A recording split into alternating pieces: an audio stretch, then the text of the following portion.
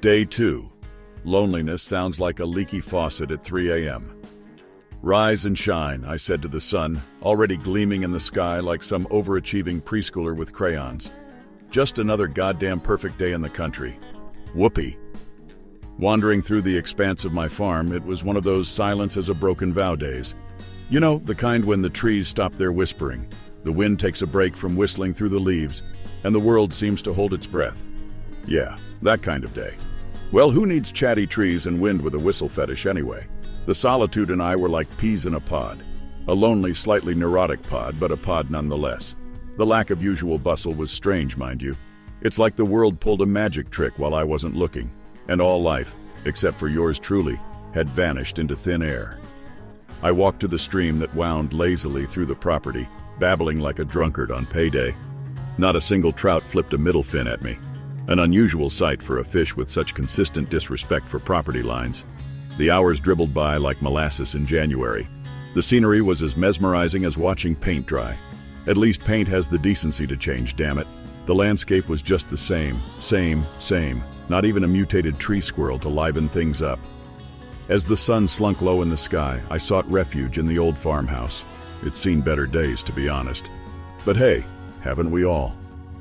I passed by the antique mirror in the hallway, a stubborn relic from Grandma's love for all things gaudy. My reflection stared back, grinning like an idiot. I guess he hadn't gotten the memo about the vanishing world yet. The grandfather clock, another family heirloom, stood as silent as a mime convention, its pendulum frozen mid-swing. Time, it seemed, had decided to take a sick leave too. Maybe it caught whatever life got.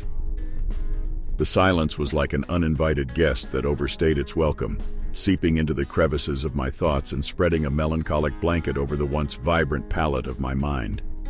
As night crept in, the leitmotif of the day revealed itself. A constant drip, drip, drip from the kitchen faucet. Every drop echoing in the silence like the heartbeat of the house itself. Loneliness does sound like a leaky faucet at 3 a.m., doesn't it? So there you have it, a day in the life of Burt Redfield, last man standing apparently, until this whatever it is wears off or I keel over, whichever comes first. I know what you're thinking, and yes, this was supposed to be a humorous piece. Well, forgive me if my sarcasm lacks its usual bite. After all, it's hard to find the humor when you're playing solo in the world's crappiest game of hide-and-seek. Here's hoping day 3 brings a laughing squirrel, a ballet-dancing trout, or, another human being. Is it too much to ask for a little absurdity in this post-apocalyptic reality show? Well, until then, it's just you, me, and the drip, drip, drip.